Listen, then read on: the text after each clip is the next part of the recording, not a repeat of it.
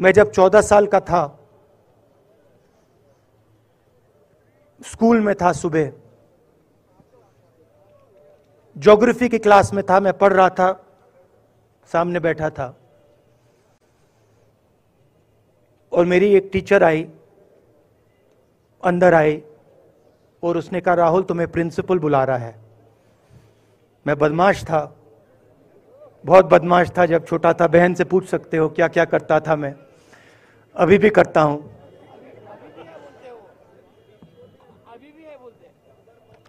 मैंने सोचा प्रिंसिपल बुला रहा है, मैंने कुछ गलती की होगी, अब मार पिटेगी। वहां पे केनिंग होती थी, मैंने सोचा था अब केनिंग होगी मेरी। मगर जब मैं चल रहा था, जिस टीचर ने मुझे बुलाया उसको देखकर मुझे कुछ अजीब सा लगा। और जब मैं प्रिंसिपल के ऑफिस पहुंचा तो प्रिंसिपल ने कहा, राहुल तुम्हारे घर से फोन कॉल है।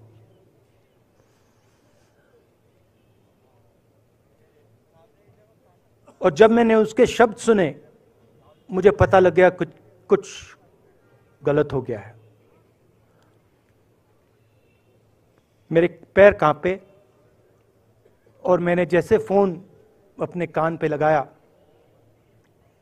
तो मेरे मां के साथ एक औरत काम करती है, वो चिल्ला रही थी, राहुल दादी को गोली मार दी, दादी को गोली मार दी, दादी को गोली मार दी। 14 साल का था।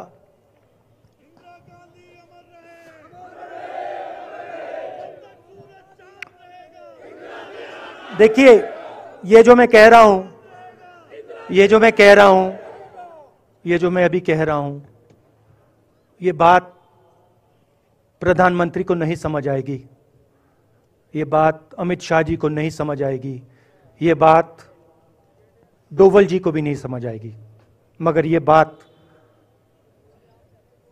कश्मीर के लोगों को समझ आएगी, ये बात सीआरपीएफ के लोगों को समझ आएगी, ये बात आर्मी के लोगों को समझ आएगी, उनके परिवारों को समझ आएगी।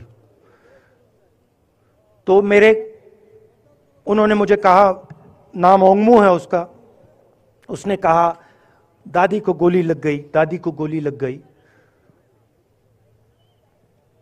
और फिर मुझे गाड़ी में वापस ले गए, प्रियंका को मैंने स्कूल से उठाया, मैं वापस गए।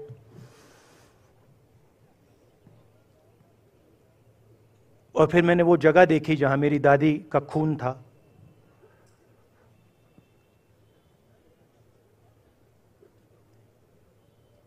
पापा आए, मां आई, मां बिल्कुल हिल गई थी, बोल नहीं पा रही थी।